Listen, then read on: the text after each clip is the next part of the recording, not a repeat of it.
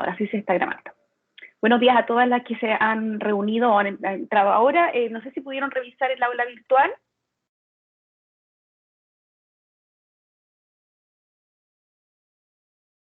Les subí al aula virtual un apunte que contiene más o menos lo que revisamos la clase anterior.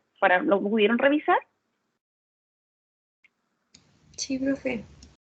Sí, lo revisó ya. Entonces, yo en general, me podrían comentar cualquiera de ustedes las cosas que nosotros conversamos en la clase anterior para ir recordando lo que hemos visto hasta este punto.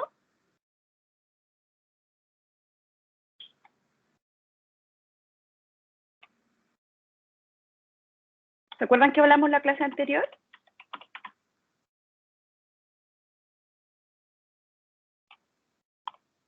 Una noción general de las sociedades, ¿o no?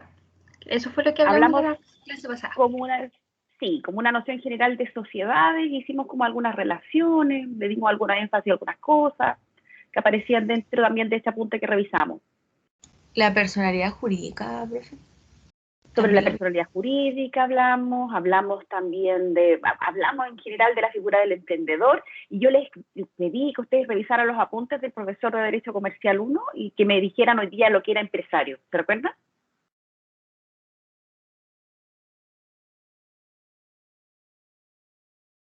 Porque les pregunté en la clase anterior y tenían una noción, pero no se acordaban tan bien. Entonces yo reviso aquí el apunte. Que sí, está subido. Están en la sesión 1, tanto la clase como el PPT, donde aparecían las partes de instrucciones generales de la cátedra, y en la sesión 2 aparece el apunte cortito donde figura lo que nosotros hemos conversado en clase, por lo menos hasta este punto. ¿Y se recuerdan que les pedí que revisaran la noción de empresario?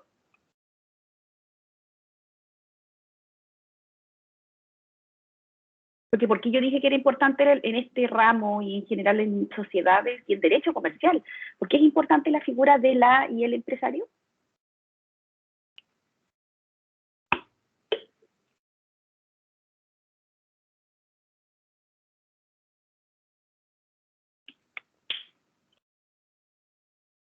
Ya, se los encomiendo para la próxima semana porque quedamos en la incógnita nuevamente, para que lo conversemos un poquito más a fondo de qué se trata o de qué hablamos cuando hablamos de la figura del empresario o se le llama emprendedor, porque es importante en esto que es el derecho comercial, ¿no? En esta rama especial del derecho privado. Pero, Y hoy día, dígame. En el fondo, o sea, así como muy por encima, el empresario va a ser considerado como esa persona natural que va a dirigir la organización de esta empresa, y él va a decidir la forma que va a establecer la sociedad, o sea, ese tipo de negocio. Y así, a raíz de eso, se va a ir estudiando cómo está compuesta la organización, qué fines va a tener esa empresa. Eso es cierto, o sea, como muy por encima, obviamente. Claro, así como una noción general, sí, eso sería la o el empresario, claro, como una persona natural que está detrás de una empresa, que toma unas ciertas determinaciones, pero aparte nosotros tenemos como una definición que nosotros revisábamos en derecho, porque probablemente ustedes revisaron con el profesor, yo sé que lo revisaron, porque yo sé que él lo comenta bastante, sobre quién es el empresario, por qué es importante. Máximo, ¿me quiere decir algo? Profe, ¿tiene que ver con el empresario individual de comercio? Eso es un tipo de figura que creó el derecho comercial para esta idea de la empresa individual de responsabilidad limitada. Pero nosotros tenemos un concepto, que nosotros podemos decir el concepto jurídico de empresa. ¿Lo revisaron con el profesor Hans Gatry? ¿Comercial 1? Sí, profe. Sí. Sí, probablemente sí. Entonces, esa es la definición que yo les pedía que ustedes me trajeran hoy día para que pudiéramos conversar un poquito más. Entonces, para la próxima clase les pido el favor de que puedan revisar los apuntes del profesor, que yo sé que él los manda o los tienen por ahí, y hablemos de este concepto jurídico de lo que nosotros entendemos como empresa. ¿Ya? Para que tomen nota y, bueno, se lo digan a los compañeros, porque ustedes a todos estos son un curso bastante grande. Entonces, para los que asisten y para los que no asisten a clase, también saber que esto es una noción que siempre va a ser importante en derecho comercial, tanto para esta cátedra como para comercial 3, y etcétera, ¿no? Ya. Entonces, me dieron como alguna resolución, pero recuerden que para la próxima semana lo voy a preguntar nuevamente, entonces revisen sus apuntes pasados de comercial. Ya. Y porque piensen que cuando, independiente de que nosotros vamos cambiando de profesores, lo que ustedes aprendieron en Comercial 1 es la base que les va a servir para entender lo que estamos estudiando en Comercial 2, y cuando pasen este ramo van a poder entender Comercial 3. Esa es la lógica y por esa razón las tenemos de esa manera las cátedras. Porque yo no les podría enseñar concursal si ustedes no han pasado por Comercial 1, porque no lo van a entender. Lo mismo pasa con sociedades. Comercial 1 es lo que les da todas las bases para que ustedes puedan entender cómo nosotros vamos avanzando en la carrera. Lo mismo con los civiles. Pues de esa forma nosotros estructuramos, o nosotros finalmente quienes deciden cómo ustedes pueden estudiar el derecho, ¿no? Para que puedan entenderlo, tienen que entender lo otro, porque si no vamos construyendo sobre como una mesa sin pata, ¿no? Ya, y recuerden nuevamente, ya para que no lo olviden, que tienen que revisar esta noción de empresario, el concepto jurídico de empresa. Incluso si quieren, averigüenme si el concepto, existe o no un concepto jurídico de empresa bajo la legislación chilena o la legislación actual chilena. Entonces, yo la Profesora. próxima clase les voy a preguntar esto. Dígame. Sí, buen día, acá Benjamín Cardona. Buen día, Benjamín. Estaba viendo los apuntes del profesor, que bueno, los tengo acá, y en realidad el concepto de empresario, este, hemos visto más que nada el concepto de comerciante, pero lo hemos visto según el Código de Comercio. Entonces, ese es el concepto más cercano, el cual se encuentra en el artículo 7, el que tenemos de comerciante. Pero después como empresario, la verdad, yo por lo menos no lo tengo. Si alguno de los compañeros lo encuentra, perfecto, pero como menciono, lo tengo en los apuntes acá y no lo hemos llegado a ver porque nos hemos enfocado más en la figura del comerciante, los actos de comercio, y ese Claro. ámbito. Y cuando el profesor vio la figura del comerciante, y antes de ver los actos de comercio, ¿no hizo ninguna crítica a la definición de comerciante que da el Código de Comercio? ¿O algún comentario así como sobre esa figura del comerciante? Por ejemplo, ¿cómo lo define el Código de Comercio al comerciante? ¿Ustedes creen que cabe dentro de esta noción de comerciante que tiene el Código de Comercio la figura del empresario, como nosotros lo estamos viendo como base de la generación de sociedades, la persona que se encuentra detrás de una personalidad jurídica? Profe, el artículo 7, ¿cierto? Cuando hablamos de comerciante, pero ahí Sí. me habla de empresario. No habla de comerciante. Claro, ¿y cómo lo define? ¿Lo tiene ahí? Sí, dice, son comerciantes los que, teniendo capacidad para contratar, hacen del comercio su profesión habitual. Su profesión habitual. Es como una definición súper tradicional de lo que nosotros podemos entender como comerciante, ¿no? Sí, uno podría entender que el comerciante también es empresario, pero ¿podría yo entender que empresario es comerciante? Y me pregunto si el profesor se hizo la crítica, y yo creo que sí, en clases de esta definición. Entonces les pido que lo revisen, me refiero, vean los apuntes, si no lo encuentran ahí, lo busquen, porque por internet lo van a encontrar fácilmente. Si ustedes ponen concepto empresario, concepto jurídico empresario Chile, probablemente les va a salir una definición, no para que lo hagan ahora, sino para que lo hagan para la próxima clase. Entonces, la próxima clase yo les voy a preguntar esto también para que lo conversemos como un poquito más como una crítica, incluso esta definición que tiene el artículo 7, porque probablemente también les dijo el profesor que la regulación que nosotros tenemos en nuestro Código de Comercio, que si bien es lo que nos regula, sobre todo en Comercial 1, en lo que nosotros entendemos como derecho mercantil, el derecho comercial es un derecho bastante moderno y que vive avanzando rápidamente, y nuestro Código de Comercio se ha quedado un poquito atrás de cómo ha avanzado el derecho comercial. Y por esa razón, también tenemos, y yo se los dije dentro de la primera clase, y probablemente también se los dijo el profesor, nosotros nos reglamentamos por lo que establece el Código de Comercio, pero hay muchas leyes especiales que regulan temas determinados, como por ejemplo las sociedades.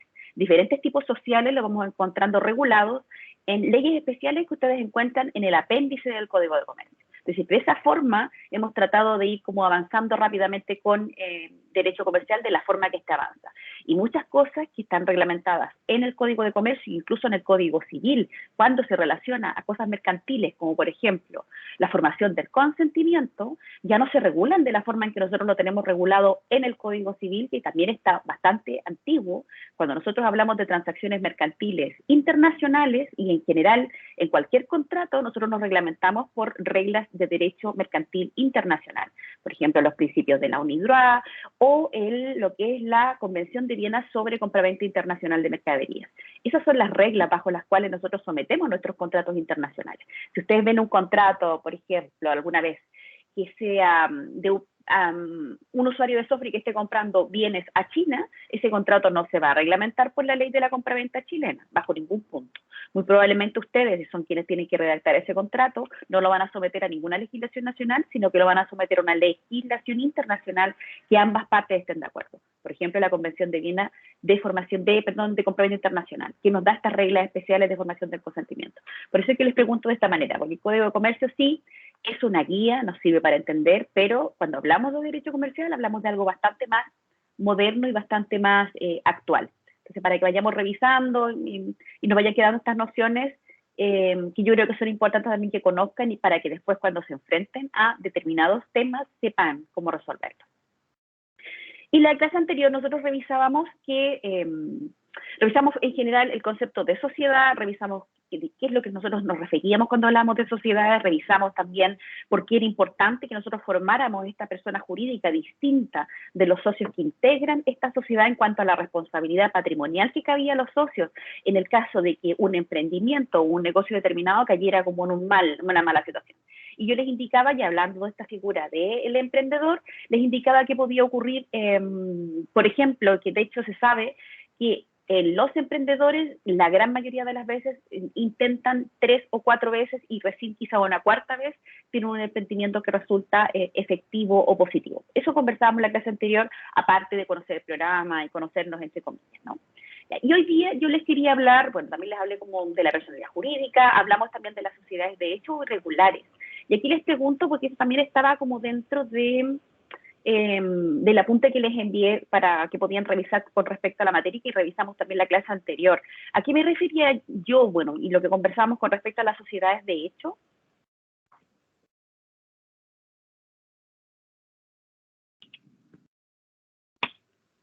¿Se acuerdan que yo les mencionaba que era como una mala práctica, no en derecho, sino en general entre los empresarios?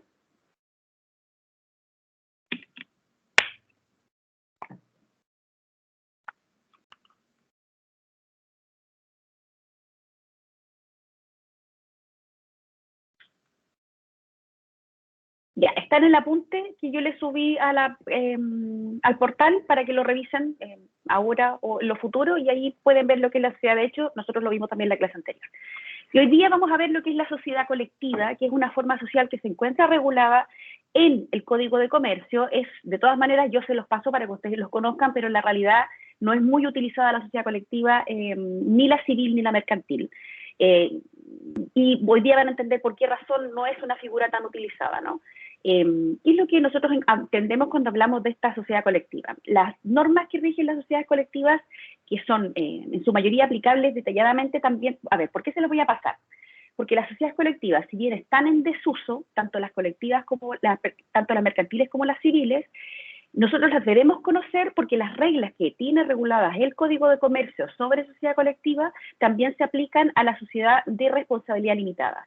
Y la sociedad de responsabilidad limitada es una figura que es bastante más utilizada y se remite a las normas generales que establece la sociedad colectiva. Entonces, en virtud de ello, se los voy a pasar la sociedad colectiva para que ustedes la conozcan y por si alguna vez alguien les pregunta por esta forma social, pero esta forma social nuevamente no es una forma social muy conveniente ni es recomendable a nadie que configura la sociedad colectiva. Les adelanto la razón porque una de las cosas que tiene como gran desventaja la sociedad colectiva, en general, tanto civil como mercantil, es que los socios son responsables sin distinción de su patrimonio de las deudas de esta sociedad, de esta empresa. Entonces, por eso, y recuerden que una de las ventajas que tiene la configuración de las sociedades y las razones por las que se crean las sociedades es para distinguir los patrimonios del patrimonio de la sociedad con el patrimonio de cada uno de los socios que participan de esta sociedad. Entonces, por esa razón es que esta figura no es tan utilizada. ¿Cómo nosotros podemos definir la sociedad colectiva? La sociedad colectiva se define como aquella persona jurídica en que todos los socios administran por sí o por medio de un mandatario elegido y que es conocida por su razón social, la que contiene el nombre de los socios y aparte la palabra que dice y compañía o ICIA. Eso sería una definición en general de lo que nosotros entendemos como sociedad colectiva. Como clases de sociedad colectiva, nosotros podemos entender, dentro de lo que ya les dije, las sociedades colectivas pueden ser de carácter civil o pueden ser comercial. Cuando nosotros hablamos de carácter civil o comercial, estamos hablando del objeto o giro propio en que se emprende esta sociedad, que puede ser civil o mercantil.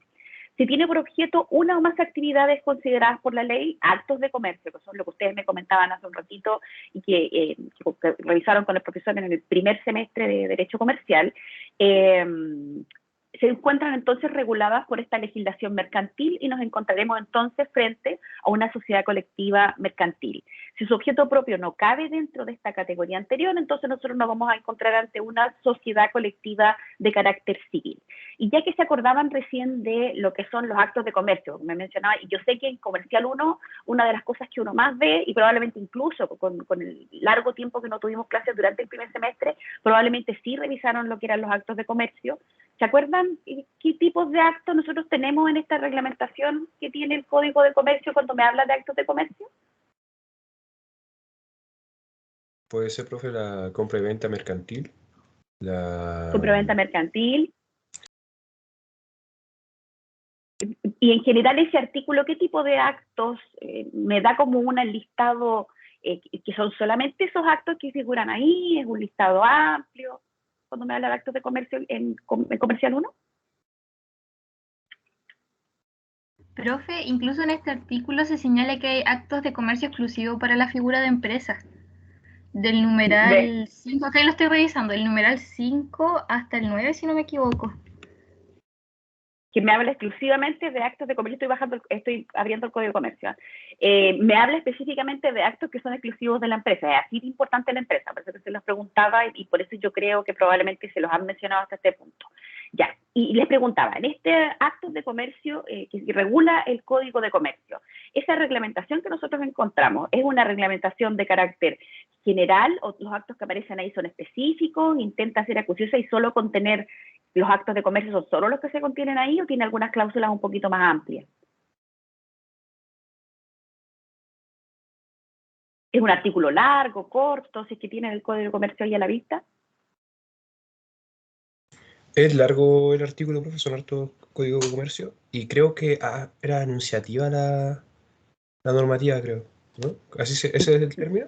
Porque está taxativa ¿Ya? cuando son los que sale ahí, y enunciativa cuando se deja abierto, si no me equivoco, ¿no? Cuando se deja abierto, tiene como algunas Sí. cláusulas que uno podría argumentar que podrían servir para incorporar otros tipos de actos que no estuvieran ahí. Por lo menos eso es lo que así se postula en un principio. Y si ustedes revisan ese artículo 3, que yo sé que lo revisaron en su momento y sé que quizás lo revisaron, me refiero hacia el final, ¿no? Más rápidamente por el tiempo cortito que tuvieron para los exámenes y para las evaluaciones. Pero dentro de lo que regula ese artículo 3, en muchos numerales me habla de la figura de la empresa, como me decía la compañía en el artículo, el numeral 5, numeral 6, numeral 7, numeral 8, me habla de la empresa de seguro, y del numeral 6 al 8 me habla, y del 5 al 8, perdón, me habla específicamente de empresas, en el 9 de las empresas de seguro. O sea, en general es tan importante dentro de lo que son los actos de comercio, porque me habla de estos actos, como bien me decía un compañero hace rato, de esta figura del comerciante, más que hablar del comerciante en el artículo 3, cuando hablamos de los actos de comercio, me habla del empresario. Fíjense que después nuevamente me habla más abajo de otro tipo de empresas. Entonces, para que vayan revisando, este artículo me habla incluso el número 20, porque va incorporando por una nueva modificación las empresas de construcción de bienes inmuebles. O sea, en general, nosotros podemos hablar que los actos de comercio, que son estos que originan este tipo de sociedades de carácter mercantil, en general se van a derivar de las empresas o de operaciones de determinadas empresas, más que hablar de este comerciante como figura de comerciante. Que me habla el Código de Comercio y era la forma tradicional en que se regulaba el derecho mercantil desde que este se originó, ¿no? En un principio era el derecho de los comerciantes, pero hoy en día nosotros podemos hasta argumentar que es una especie de derecho de la empresa o del empresario, porque son quienes configuran o los actos que se generan por las y los empresarios son estos actos de comercio, son estos actos de empresa. Y cuando nosotros detectamos este tipo de actos que aparecen en el artículo 3 del Código de Comercio y estamos formando una sociedad colectiva, nosotros detectamos algunos de estos numerales que se encuentran aquí, entonces nosotros entendemos que estamos ante una sociedad colectiva de carácter mercantil. Y si nosotros no nos encontramos en alguna de estas cláusulas, entonces estamos hablando de una sociedad colectiva de carácter civil, es decir, no de aquellas que desarrolla estos actos mercantiles, estos actos de comercio regulados en el artículo 3, ¿no?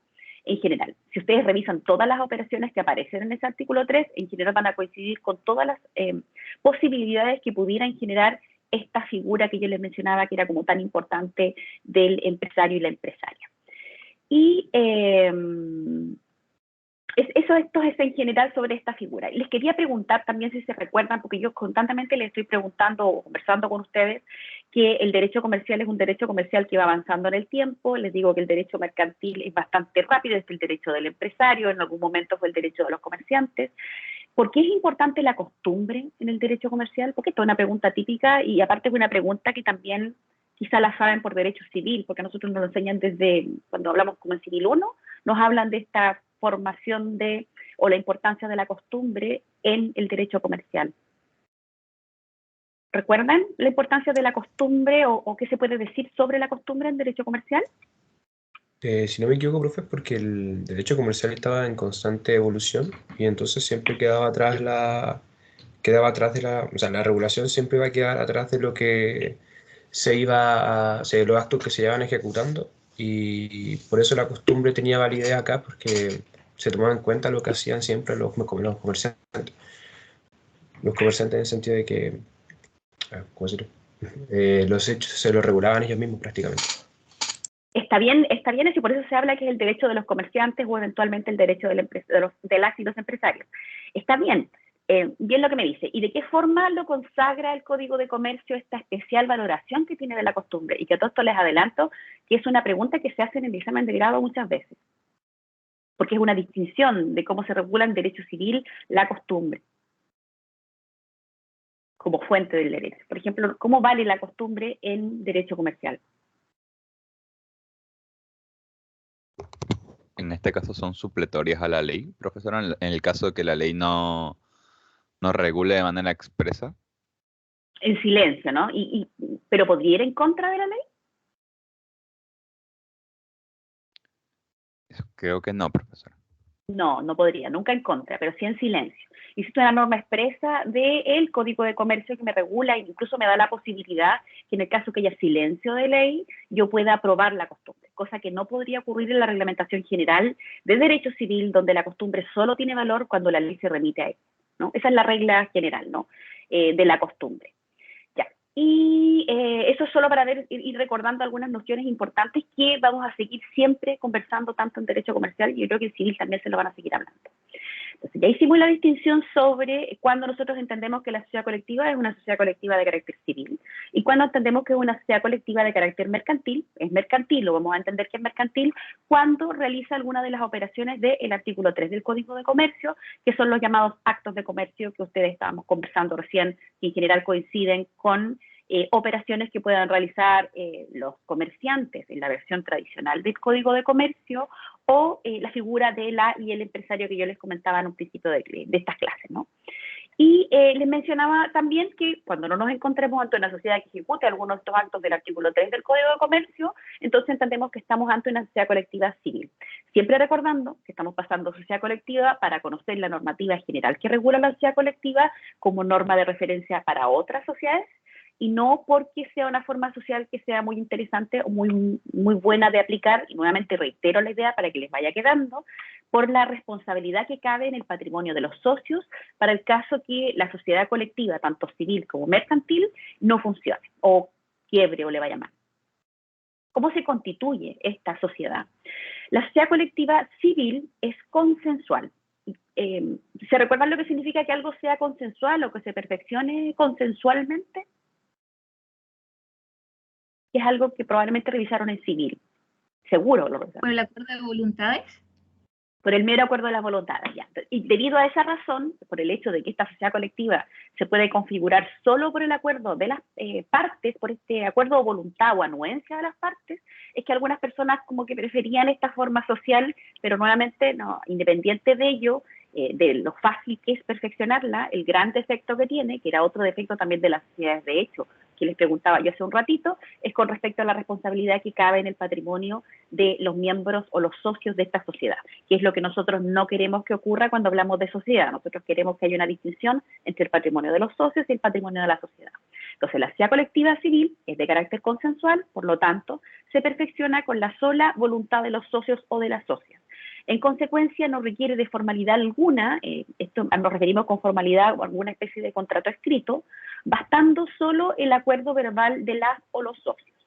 En la gran mayoría de los casos se hace constar esta constitución por escrito, pues permite darle algunas garantías a los socios que lo han pactado, lo han convenido, y además en atención a determinadas obligaciones que solo pueden probarse en juicio por vía escrita. Es decir, si bien la ley me permite que esta sociedad colectiva civil yo la pueda configurar por solo el acuerdo de las voluntades, por un tema de prueba y de seguridad para los socios, o por si quieren establecer determinadas garantías y obligaciones, es recomendable que incluso en el caso de generar una sociedad colectiva civil, igual se realice por escrito para poder determinar estas obligaciones, para cualquier caso, poder exigirlas en juicio.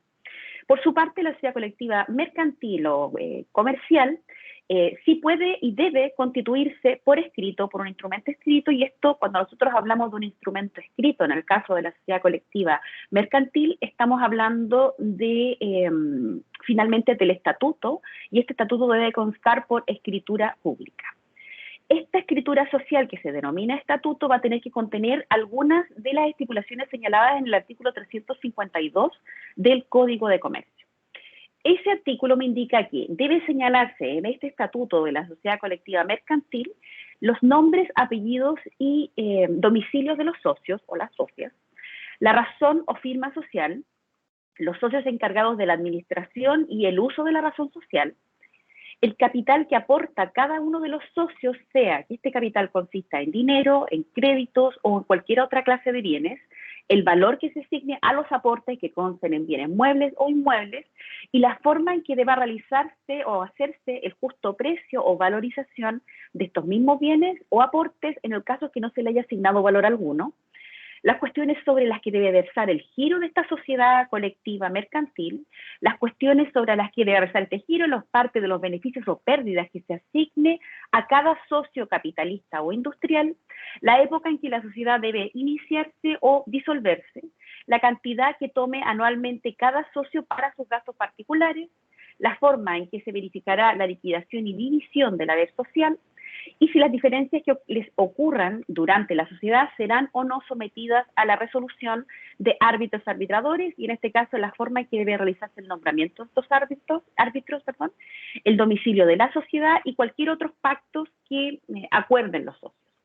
Si ustedes revisan este artículo 352 del Código de Comercio, ¿les parece que todo queda como de estas menciones que debemos hacer en esta reglamentación interna de la sociedad? ¿Aparece todo lo que eventualmente uno pudiera tener como conflicto en una sociedad? ¿Qué les parece lo que dice ese artículo 352 que yo acabo de leer? Que pueden mirar de todas maneras.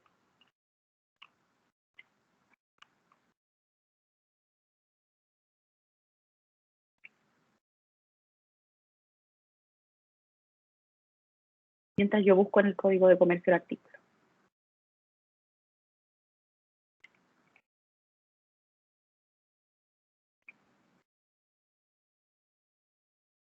Ahí tengo el artículo 352.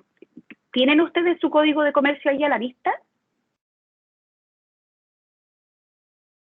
Recuerden que no es necesario que tengan físicamente el código, lo pueden tener como en versión PDF. Yo de hecho estoy mirando una versión PDF del bcn.cl. El artículo 352 me habla de estas reglas generales y de lo que debe contener este estatuto de la sociedad colectiva mercantil, y me indica como algunas de las cosas que debe contener esta escritura social, ¿no? Este estatuto. Y dentro de ello yo les leí los 12 numerales de este artículo, donde yo les preguntaba al final de esta lectura que yo doy, si ustedes consideran que todo aquello que debiera resolverse o contenerse en esta escritura, ¿ustedes creen que está contenida dentro de estos 12 números que me indica el artículo 352?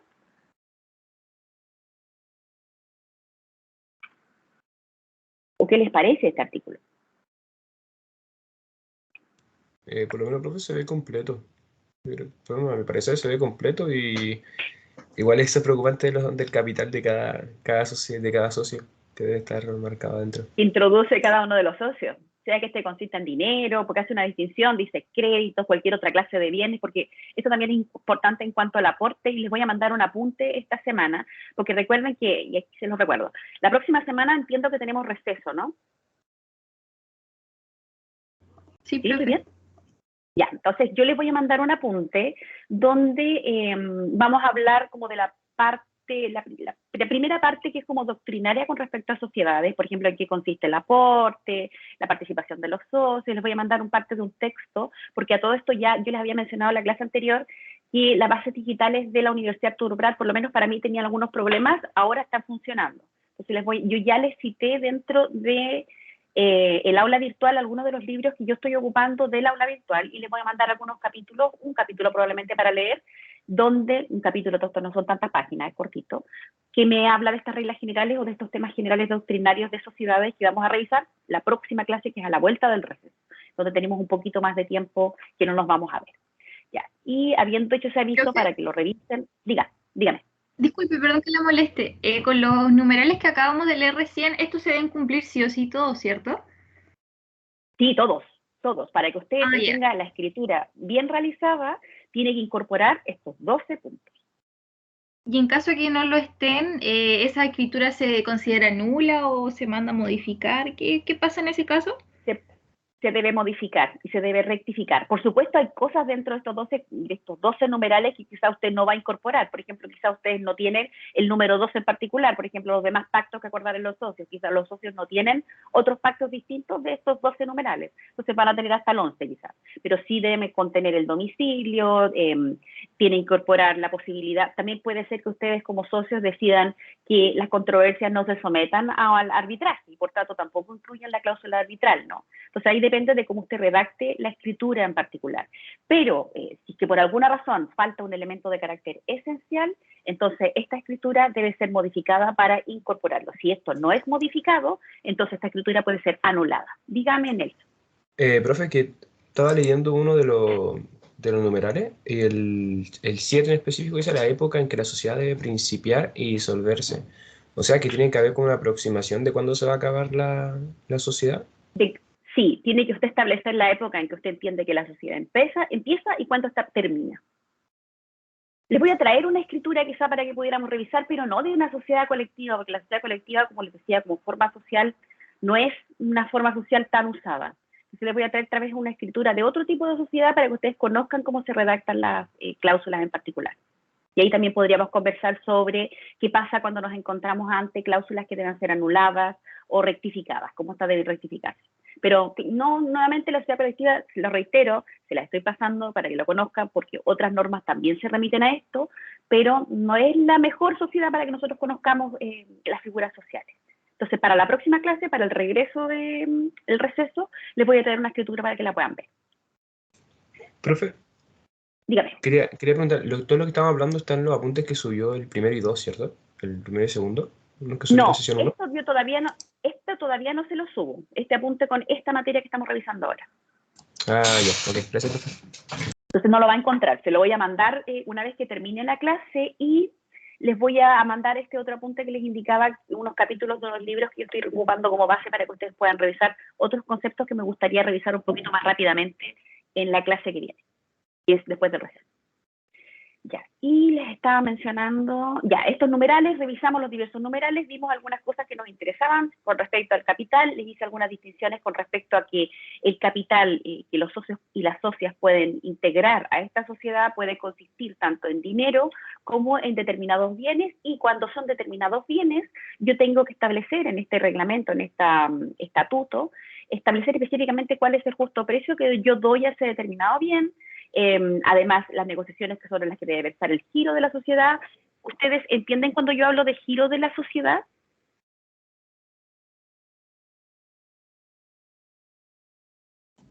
No, profe. Ya, cuando hablamos de giro de la sociedad, yo me refiero a cuál es el negocio en particular que yo voy a realizar con esta determinada sociedad. Es decir, cuál es el rubro al que yo me voy a dedicar. A eso me refiero con giro de la sociedad. Y eso también lo tengo que establecer en este estatuto de la sociedad colectiva mercantil. Recuerden que este estatuto que estamos conversando ahora es solo para el caso de la sociedad colectiva mercantil. La sociedad colectiva civil, en un principio, se perfecciona únicamente por el acuerdo de las partes de esta sociedad.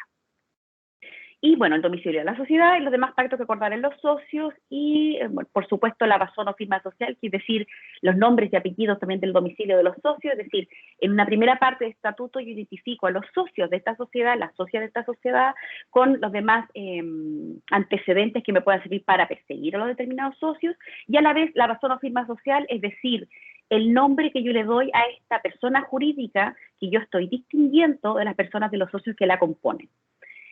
Estos son elementos de carácter esencial que deben estar presentes en esta escritura siempre, es decir, nombres, razón social, quiénes son los socios, el capital.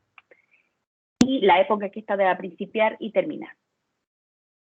Y continúo entonces con esta idea. Ya revisamos este artículo sobre el estatuto en el caso de la sociedad colectiva mercantil. ¿Tienen alguna duda hasta este punto? No, profe. Ya, me van diciendo si que tienen dudas. Voy a hacer esta hora de clases y después voy a tomar una pausa de 15 minutos. Vamos a tener una segunda hora de clase para que sepan que vamos a tener un break de 15 minutos. Y les mencionaba, bueno, luego que nosotros terminamos la escritura de constitución de esta sociedad colectiva mercantil, nosotros debemos publicar un extracto o resumen de los estatutos, de estos estatutos que nosotros estamos revisando, que están regulados en este artículo 352 del Código de Comercio, en el registro de comercio que lleva el conservador de bienes raíces del domicilio de la sociedad, y esta sociedad no requiere que esta publicación del extracto en el diario oficial que nosotros tenemos, porque el resto de sociedades nosotros sí debemos publicarlas, este extracto que nosotros estamos incluyendo en este registro de comercio que lleva el conservador de bienes raíces del domicilio de la sociedad, debemos además incorporarlos al oficial, a este registro oficial del diario oficial. Eso no ocurre en la sociedad colectiva mercantil. Nuevamente, por lo mismo, esta no es una forma social tan conveniente como en general. ¿Por qué? Y esto es lo que les he dicho en todo momento y se los he reiterado, y ahora ya vamos a revisar por qué esta forma social no es tan conveniente y que tiene que ver con esta responsabilidad que cabe en el patrimonio de los socios cuando la sociedad colectiva no funciona. Y recuerden que yo les mencionaba que en general la gran mayoría de los emprendimientos en un principio por lo menos corren el riesgo de no funcionar o no ocurrir. ¿Qué es lo que ocurre en la responsabilidad de este tipo de sociedades? Los socios que la componen responden ilimitadamente de las deudas sociales. Además, su responsabilidad va a ser solidaria. ¿Se acuerdan o qué significa que sea solidaria? Que la responsabilidad de una persona sea solidaria ante una obligación. Esto es algo que revisaron en civil. Sí, que el acreedor puede pedir el cumplimiento de la obligación a cualquiera de los codeudores solidarios. Y cuando hablamos del cumplimiento, para la totalidad. ¿sabes? La totalidad, ¿no? Yo puedo exigir, sí, por ejemplo, a usted que me pague la totalidad de una obligación que usted contrajo solidariamente con todos sus compañeros. Y digamos que usted me paga esa obligación total a mí, ¿no? Porque es solidaria. Después, ¿qué ocurre con respecto a usted? ¿Usted qué puede hacer con respecto a sus demás deudores o codeudores solidarios? Una puede ver si es que los dos estaban ligados o si a uno solamente le beneficiaba. En el caso si le beneficiaba a los dos, entre los dos podían... o sea, no existe como una obligación para pagarlo. Pues en caso de que uno sea el obligado, el otro puede pedir al cumplimiento de esa obligación que se pagó, en ese caso el dinero. Ahí no lo entendí muy bien. Por ejemplo, si usted, con todos sus compañeros, no solo con otro nomás, con todos, o cualquiera también puede apoyar a compañeros si que no lo recuerda bien, y usted paga la obligación en su totalidad, ¿no tiene ningún derecho usted con respecto al resto de la obligación, de las otras deudas que habían con respecto a sus compañeros que también estaban obligados solidariamente? ¿Y no tienen ninguna obligación con usted? Mira, ahora no me acuerdo bien, pero puede que exista si se paga solamente la cuota o si es la totalidad. Si es la totalidad, pueden existir, con respecto a si me beneficia a mí, pues si yo estaba interesado en esa obligación, puedo pedir que a mí se me pague o sea, que no se me pague porque obviamente a mí me beneficia el pago de la obligación del acreedor. Pues en este caso, si a mí no me interesaba, puedo pedirle a los demás que se me pague, por ejemplo, la obligación que yo presté, pues en este caso. como ¿Ya? codeudor solidario. Profe, ¿Alguien ahí iba a entraría hablar, Rafael? ahí entraría lo que sería que se transforme en la figura de fiador, ¿no? Si no me equivoco. ¿Por qué fiador? Si no es que me acuerdo del lío que fiador se transforma su figura de deudor a fiador con los demás codeudores, ya que estos tienen que ¿Ya? restaurar Eso, o pagar su cuota su cuota correspondiente. Pero por eso creo correspondiente que a se quien transforma en pagó la fiador. obligación en su totalidad. Entonces, Sí, claro, entonces después Y puede perseguir, dígame, Francisca, porque usted hace rato quería decir algo. tienen derecho a subrogarse. A subrogarse, claro. Y dependiendo, y ahí tiene que ver lo que decía Claudio, si tenía o no interés en el pago de esta obligación, si se subroga de carácter cobrando solidariamente a cualquiera de sus demás codeudores, o en el caso de que estuviera interesado, solo cobra la cuota.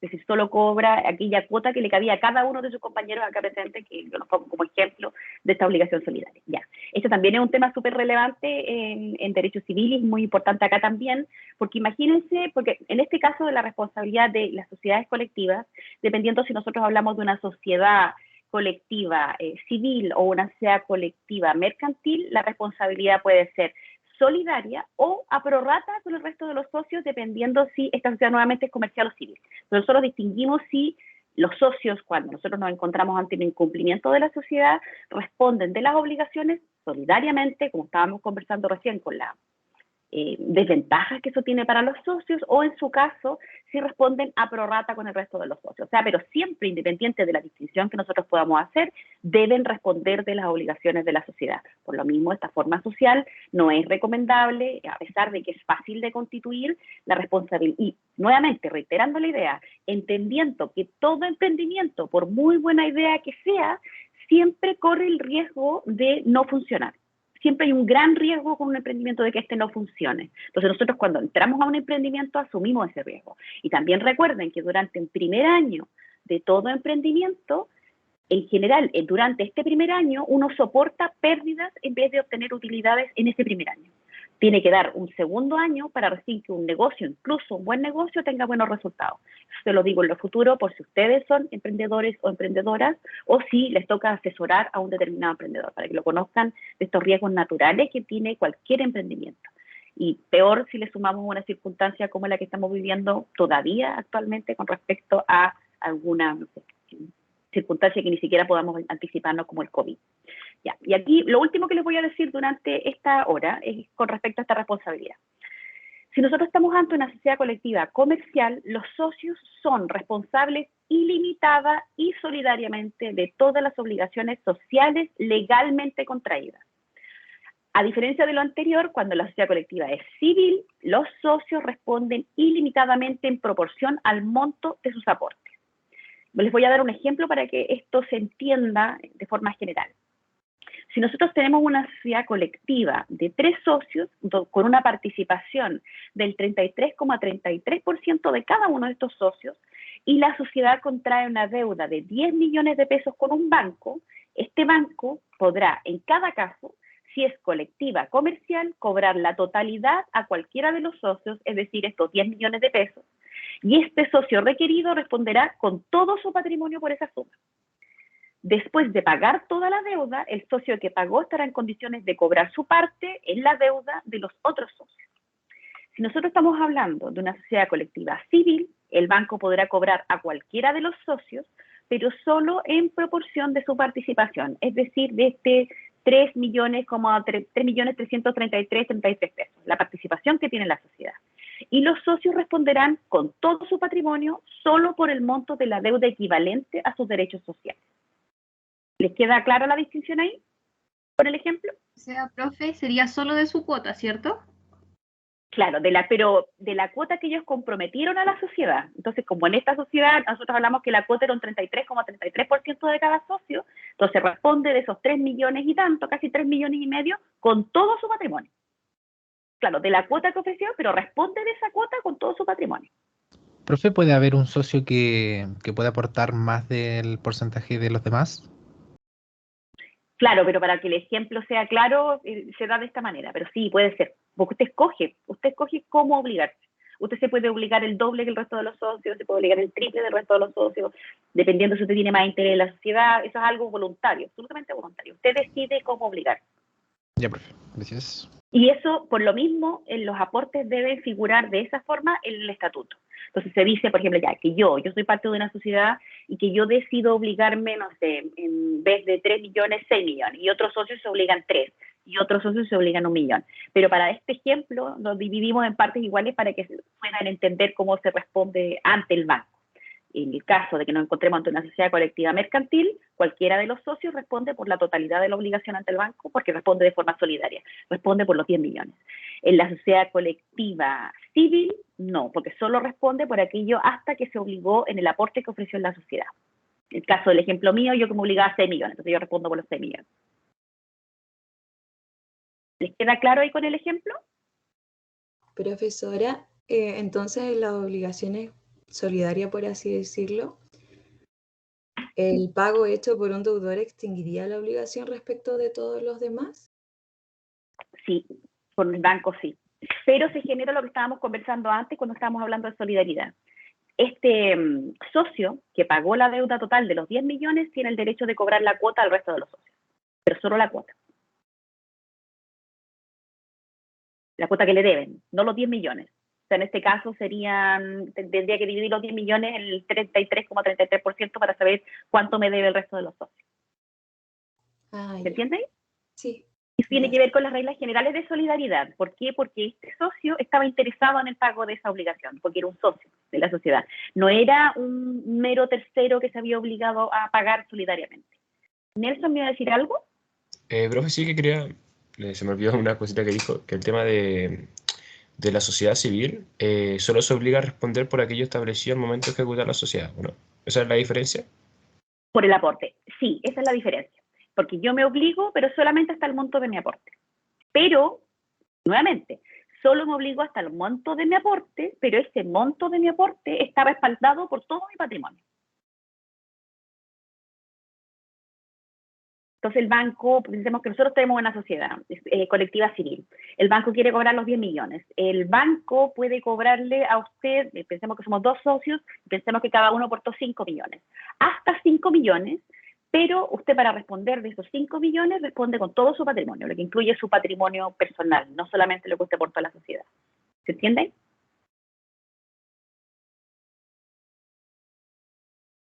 ¿Sí o no? ¿Se entiende lo que digo? ¿O no?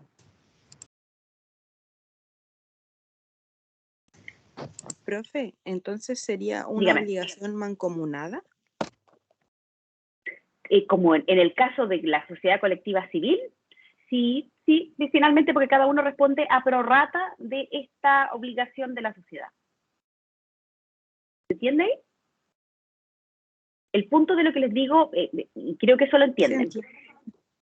Yo me obligo exclusivamente hasta el monto de mi aporte, pero yo les digo que yo respondo de ese aporte. Por ejemplo, el ejemplo que daba con Nelson, si nosotros tenemos una deuda de 10 millones con un banco y cada uno decidió en el estatuto aportar 5 millones a la sociedad colectiva civil, pensando que hicimos estatuto en el caso de la sociedad colectiva civil, hasta 5 millones. Entonces el banco, cuando quiera cobrar la obligación, a mí me va a perseguir por 5 millones. Pero esos 5 millones que yo comprometí en esta escritura social, porque no es que uno compromete, no significa que yo entrego los 5 millones a la sociedad, sino que yo digo que yo participo en esta sociedad por el monto de 5 millones, por dar un ejemplo.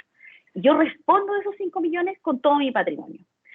Con todo mi patrimonio, es decir, no hay una distinción. ¿Por qué les digo esto? Porque es una de las desventajas que tiene la sociedad colectiva en general, tanto mercantil como civil, porque todo mi patrimonio responde del monto, sea que responda solidariamente en el caso de la sociedad colectiva mercantil o que responda pro rata, pero en todo caso puede llegar a mi patrimonio. ¿Se entiende?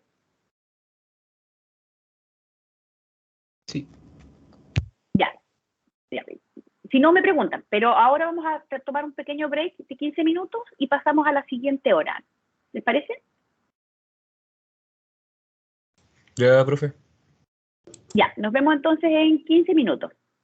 Chao. Chao, profe. Gracias.